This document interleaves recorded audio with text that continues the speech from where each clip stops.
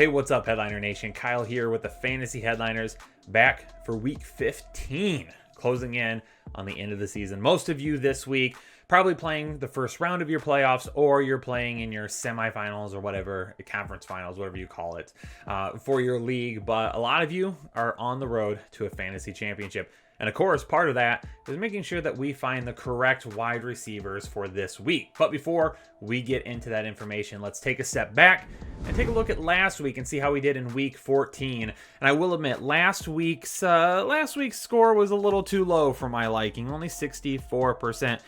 There were several guys. It wasn't necessarily that I missed on guys I said you should start. It was missed on guys that I said you should sit. There was quite a few guys last week that had good weeks that just ended up putting together, weeks that gave them more than 10 fantasy points in half PPR formats, which is what you need to be a start. And I didn't call that. So again, 64, there's no excuse for that though. It's way too low. We got to get back up over 70%. We're going to do that this week. So on to Thursday Night Football. Now let's talk about the first matchup in Week 15. Thursday Night Football this week, the Chargers and the Raiders. And first up for the Chargers, Justin Herbert's looked human the last couple of weeks. And unfortunately, that has led to some numbers that we really haven't seen from this team over the last few weeks. But another thing to keep in mind too, Austin Eckler being back this week has led to, for a couple weeks ago, has led to more targets coming his way as well, which has led to a little less volume for the wide receiver. So speaking about the wide receivers this week, Las Vegas is giving up over 40 fantasy points per game to wide receivers over the last 4 weeks. So they're getting burned quite a bit here of lately. Last week, Mike Williams did leave with a back injury. Don't know if he's going to be ready to go as of yet. Keenan Allen, yep, he's a start. Always, we're putting him in the lineup. Jalen Guyton's going to be a start for me this week if Mike Williams is limited or can't go. Now, if Mike Williams ends up being fine after this comes out, practices, ends up playing fully, whatever it may be, on Thursday, then we will go ahead and list him as a start and Guyton as a sit. But as of right now, I'm just not seeing that Mike Williams might be 100% ready to go, and they may end up holding him out this week with that back injury, especially since he's had issues with the back in the past. So definitely going that route with the Chargers this week. For Las Vegas, Henry Ruggs out this week, testing positive for COVID. He's on the COVID restrictions list. Renfrow will probably see a few more targets, but let's face it, Henry Ruggs wasn't getting a whole lot of volume anyway, so it's not a huge bump for Hunter Renfrow. But Nelson Aguilar continues to be kind of an unsung hero this season. If you put him in your lineup as a wide receiver 3, he's been returning decent numbers. 9 targets, 5 receptions, 100 yards, and a touchdown last week. And with no Henry Ruggs this week, it kind of helps set him up for some more potential explosive plays going up against the Chargers. I like him this week still. Maybe the ceiling isn't quite as high because if you have Ruggs on the other side, it tends to leave to a few more open plays for Aguilar. So maybe the ceiling's a little bit lower, but because of some potential added volume, it makes the floor a little bit higher. Buffalo with that signature win over Pittsburgh last week, riding high right now, and the offense will continue to ride high this week against Denver. John Brown is returning to practice. He may end up being back. I don't know if that necessarily happens this week, though. So Stephon Diggs, Cole Beasley will still both be starts for me.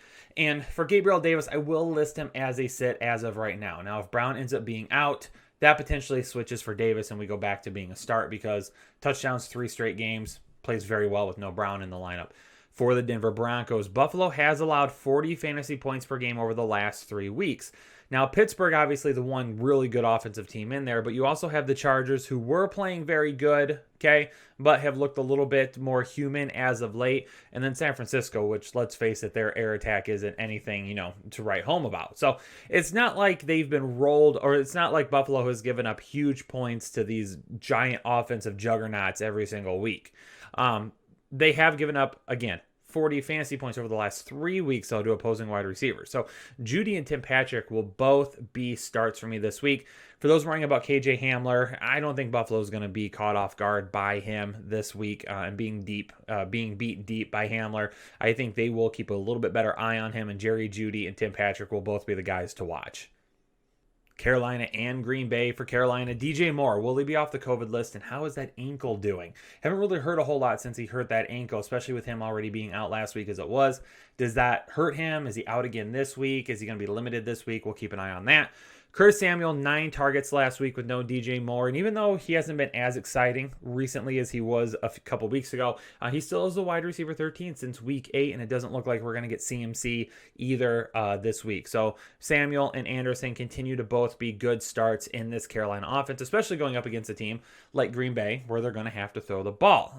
Why is that? Because Carolina is giving up 43 fantasy points per game over the last 4 weeks to wide receiver, which is the 6th most in the league. I'm starting Adams, Lazard, and MVS this week. And the reason I'm starting Lazard and MVS both is because both of these guys definitely have potential to be wide receiver 2 in this offense. But Robert Tonyan is still, again, fantasy viable wide receiver right now, seeing some of those touchdowns. Lazard and MVS are probably going to go back and forth. Now, maybe only one of these guys hits. And if you said, Kyle, I need to know which one this week, it's going to be MVS. And it's because Hamler torched Carolina deep last week. So that deep pass right now is kind of hampering Carolina, and MVS would be that guy. So again, you're always starting Devontae Adams 100%. But if you need to pick a second option out of here, it's MVS for me. Unfortunately for San Francisco, Deebo Samuel going to be dealing with that hamstring injury again. Listing him as injured out doubtful this week. So Brandon Ayuk definitely going to be a start this week. He's getting 11.2 targets per game over his last 5 games. 3 of those games are double-digit targets. So bringing Deebo Samuel back maybe hurt the upside a little bit, but he was still seeing decent enough volume to give him a good floor. But with no Deebo, definitely against a team like Dallas that can get absolutely shredded in the secondary, Brandon Ayuk, an absolute great start this week. Now for Dallas, Michael Gallup and CeeDee Lamb. For the first time in a few weeks, I'm going to list CeeDee Lamb as a sit, which, I hate that because CeeDee Lamb was so good to start the season. For Amari Cooper, still a start. I mean, he's the wide receiver 9 since their bye week, and he's got a touchdown in 3 straight games. And Andy Dalton really hasn't missed a beat with Amari Cooper. Excuse me. Let's switch the other round. Amari Cooper really hasn't missed a beat with Andy Dalton. So Amari Cooper, we're going to continue to start him. The guy's just a fantastic season. That's not being talked about nearly enough. For the other wide receivers, though, for Gallup and Lamb, it's just not the same thing. Dalton hasn't been great for either of them. CeeDee Lamb only has 1 game with more than 70 yards since week 5. So we already know that he's definitely not getting enough volume to make him fantasy viable on a weekly basis. Seattle and Washington, and the huge performances we were seeing from DK Metcalf to begin the year, he's looked a little bit more human as of late. Still good, though. I mean, he is the wide receiver 11 since week 10. So he's dropped a little bit in the rankings. And you can see basically with the performance of Russell Wilson lately, they just don't look the same right now as they did, the first several weeks of the season. But he still has weekly top 10 upside every single week. So we're going to continue to list him as a start. Tyler Lockett, even though we list him as a start every single week, it's hard to list him as a sit because the dude could pop off at any moment. And if that happens, you're going to be like, Kyle, you told me to list him as a sit. And I left 30 to 40 points sitting on my bench. And I don't want to be that guy. But keep in mind, since week 10, DK Metcalf has dropped a little bit. He's the wide receiver 10. Tyler Lockett's fallen even further. He's the wide receiver 31. Now for Washington, this is a tough matchup for Seattle. So expect DK Metcalf's ceiling to be a little bit slower and a little bit lower. And Tyler Lockett's a little bit lower as well. For Washington, though, Terry McLaurin, I'm going to go with him as my Manscaped must start of the week. And you might say, Kyle, Terry McLaurin, he's looked absolutely awful lately, and he has. I think I kind of jinxed him because since I called him one of the most reliable receivers in all of fantasy football, he's only had 38 yards. So a couple of weeks ago, I made that comment. Hasn't been good since then. Okay, but I'm not giving up hope in this matchup against the Seattle secondary that gives up a lot of fantasy points to opposing wide receivers. Now, Seattle, and this is the reason I'm listing him as my must start this week, because Seattle's only allowed 21 fantasy points per game over the last 4 weeks to wide receivers. So a lot of people are looking at that and saying, "Oh, Seattle's getting better. They're not going to get burned as often." And they're going to look at they're going to look at McLaurin and say, "Well, he's only got 38 yards the last 2 weeks." It's going to scare some people off. However, keep in mind, Seattle over the last 4 weeks has faced Arizona. Okay, got a banged up Kyler Murray there. Philadelphia. Okay, dumpster fire with Carson Wentz. The New York Giants. That offense doesn't look good at all. And the New York Jets. Well, nothing to say about them. They're the Jets. So it's not like they have faced, a wide receiver or an offensive team like Terry McLaurin. Okay, so Terry McLaurin, he is going to be a start for me again this week, and my Manscaped must start because I think enough people are going to be scared off. I need to kind of help push you back to Terry McLaurin. Now, is he going to be wide receiver 1 upside? maybe not. But you know me, I don't like to just pick, I'm not going to list Tyreek Hill as my Manscaped must start every single week. I try to pick some other people to go with it. But keep in mind, if you head over to manscaped.com, you're going to be able to get any of their great products by using code word headliners, all capital letters, for 20% off and free shipping. Manscaped.com, code word headliners, all capital letters. Make sure you order some Christmas goodies for that special somebody right now. A-Rob. Allen Robinson is so good. I'd love to see him on a team that doesn't have Mitchell Trubisky as the quarterback. No hate on Mitch Magic. He's been a lot better over the last few weeks, but it's still Mitch Magic. That magic can disappear at any point. So Allen Robinson, of course, will be a start this week. Darnell Mooney is going to be a sit. And you might say, Kyle, in a matchup like this, why would you not start Darnell Mooney? Well, here's the thing. The volume was down a little bit last week. He still scored that touchdown. I have a feeling that this game could be really defensive and running game driven. Now, David Montgomery has looked a lot better as of recent. I mean, a whole lot better. Remember a few weeks ago when I listed him as a trade candidate that you should get for the playoff run? Any of you that listened and were able to make that move, you're loving it right now. Okay, so David Montgomery's looked a lot better. So I'm wondering if we're going to see a whole lot of David Montgomery, a whole lot of Dalvin Cook, some passing in between to the main wide receivers, and then on top of that, a lot of good defense. So that's kind of my worry with Darnell Mooney. He might be a little too reliant on that big play this week to really be a start for me. Now on the other side, let me make one thing absolutely clear to all of you. If you're watching this right now, you're probably in the playoffs. If you're in the playoffs, you had guys that got you there. Adam Thielen and Justin Jefferson are both top 10 wide receivers. It is a tough matchup, but you don't sit your studs in the playoffs. You play them. If you have Justin Jefferson or you have Adam Thielen, and you're talking about sitting either one of those guys, unless it's somebody with a whole lot of upside, unless it is someone that is a locked in stone top 10 wide receiver, I need you to go to the kitchen or a bathroom or wherever you have a mirror. I don't know who has a kitchen in the mirror or a mirror in the kitchen. I don't know. I need you to go to where there's a mirror. Okay, I need you to look at the mirror and say, "Stop overthinking this, you idiot." Okay, remember, keep it simple, stupid. That's my motto right now here in the fantasy playoffs, and that's what it is when you start Jefferson and Thielen. I mean, what would you like me to say about Miami and New England? They're all sits. And if Devontae Parker does play, I'll play Devontae Parker, but I've got nothing for you on this one. Man, if you're Keelan Cole, you love seeing Gardner Minshew back in at starting quarterback because Cole has been really good this season with Minshew under center. So for this week, even though I'm liking that Cole Minshew connection a little bit, and even though Chark, he's a guy that, for a majority of the season you have wanted to have in your lineup, I'm not going with anyone from Jacksonville against Baltimore this week. Coming off against a huge win in Cleveland where they did give up quite a few yards to wide receivers, they're going to want to tighten that up this week, and I expect them to do so. Nobody for a start for me in Jacksonville. For Baltimore, though, I'm going to list Marquise Brown as a start. He's got touchdowns in 3 straight games, and look who finally showed up. Another guy I told you all to go get at the deadline for the fantasy playoffs. More than likely, if you owned him, you haven't been starting him, but it's always been good to have him just in case. And if you have to start him, you've gotten at least that touchdown. Well, going up against Jacksonville, they can give up a lot of big plays. Let's see if Marquise Brown can keep this train rolling, baby. Tampa Bay and Atlanta should be a good one this week as well. And for Tampa Bay, whoa, Scotty Miller, where'd you come from last week? What's going on, Scotty Miller? Hey, do me a favor, stay off the field. Stop taking touchdowns away from Mike Evans and Chris Godwin and Rob Gronkowski, okay? Just go have a seat. Just hang out over there. Hang out with Rojo and his broken finger, or Leonard Fournette when he's inactive. Go over there, okay?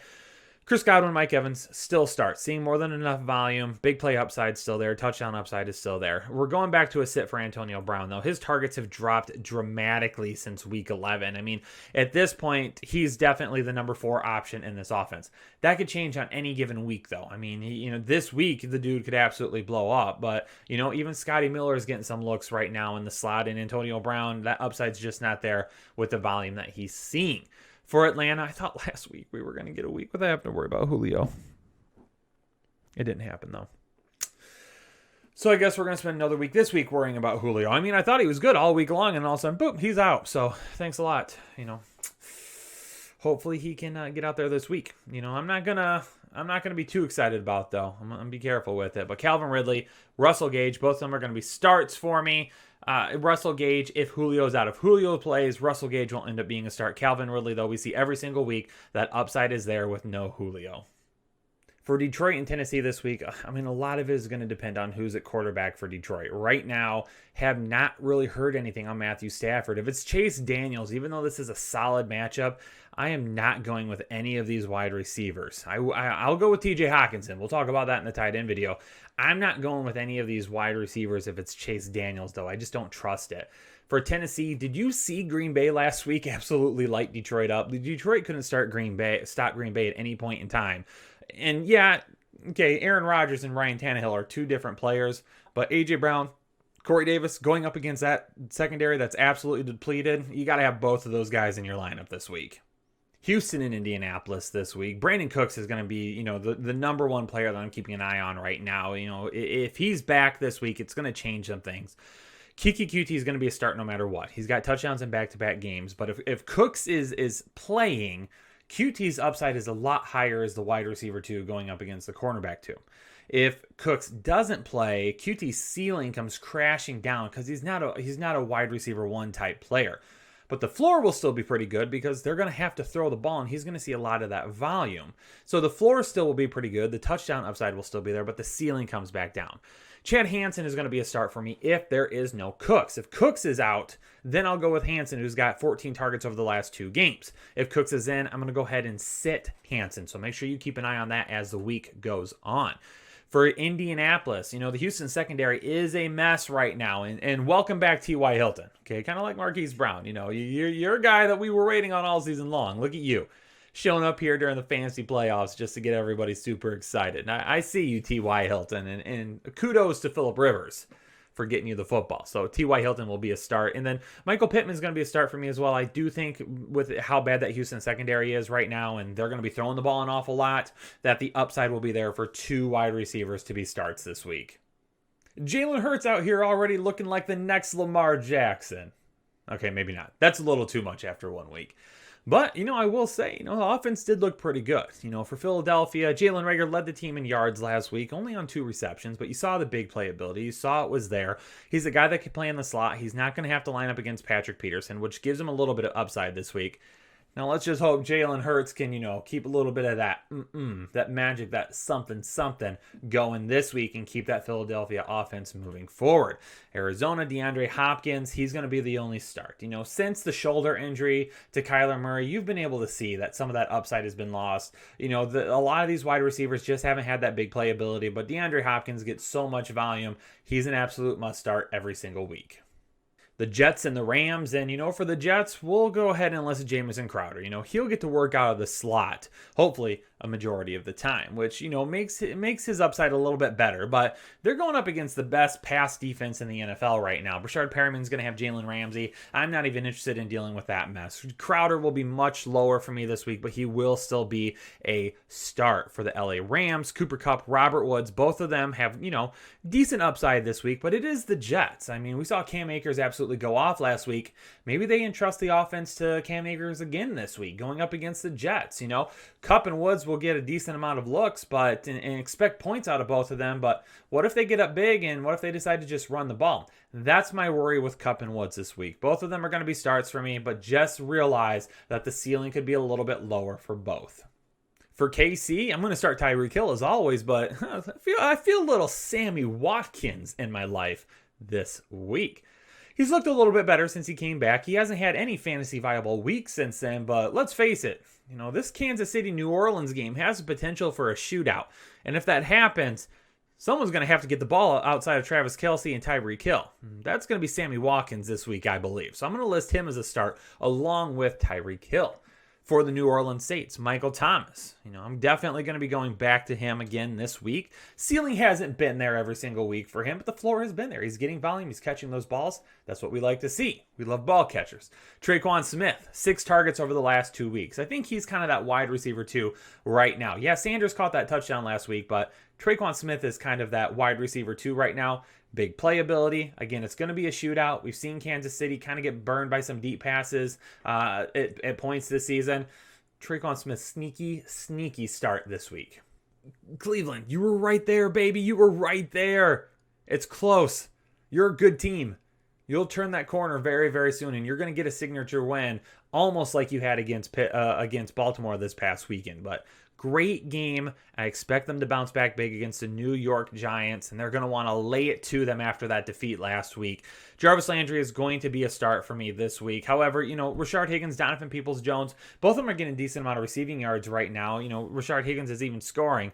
But this is the type of matchup that worries me where, hey, they go up big at the beginning and all you see is Kareem Hunt, Nick Chubb the rest of the way, baby. If that happens, there's not a whole lot of upside here. I'll go with Jarvis Landry again, but I'm not loving the upside for any of them this week. On the flip side, for the Giants, oh my God, it's garbage right now. That offense just isn't any good. I mean, even they were down big last week, all game long. And none of these guys could do anything. Golden Tate led the team with 39 receiving yards. Are you effing kidding me, Giants? You can't even get the wide receivers the football right now? Come on, man. For Pittsburgh, I tell you, James Washington's making things tough on us right now, okay? Because, I've seen the comments, well, James Washington's getting more looks because Deontay Johnson has the drops. Chase Claypool's been having a little bit of drop issues, been a little bit inconsistent. They're all still seeing targets, though. All three of those guys, Juju, Deontay, Chase, all saw more targets than James Washington last week. James Washington just happens to have touchdowns in back-to-back weeks right now for some reason. I'm going to list all those three guys that starts with James Washington as a sit again this week. I think they're going to be paying better attention to him this week, but I don't think James Washington really hurts the other two guys as much as he hurts Eric Ebron. We'll talk about that on the start-sit video for tight ends a little bit more. For me, though, I'm going to buy where the most of the production has been all season, and that's been with Juju, number one, the most reliable reliable option on this offense. Number two, Chase Claypool being that big play guy. He has a really high floor every single week, but he also probably has a really high ceiling every single week, but has the lowest floor. And then Deontay Johnson, probably the highest ceiling of any of them, and that floor is probably right in the middle, somewhere right above Juju, or right below Juju's floor, but that ceiling is going to be a little bit higher than Juju as well. And for Cincinnati, AJ Green comes out of nowhere last week, finally has another big week, kind of popping up on that radar. Hasn't been consistent with that throughout the year, though. So Tyler Boyd, T. Higgins, the two guys I'm looking at this week because they have the potential to spend the most time in the slot. And the most time in the slot is typically where the most productive wide receiver is going to be, especially going up against Pittsburgh. Higgins definitely has a higher floor than Tyler Boyd. For me, Tyler Boyd is going to have a higher ceiling, though, because of his playmaking ability. There you have it, Headliner Nation. Locked and loaded, ready for Week 15 with our wide receivers. Do me a favor, hit that like button down below if you appreciate the content. As always, leave a comment down below if I didn't answer a question for you in this video. Remember the start and sit questions. You can ask them, but they're going to be best served when those ranking videos come out. And then as always, if you're new to the Fantasy Headliners, hit that subscribe button, become a part of Headliner Nation today. Appreciate you all. Stay safe, stay healthy. I'll catch you on the next episode, the Fantasy Headliners.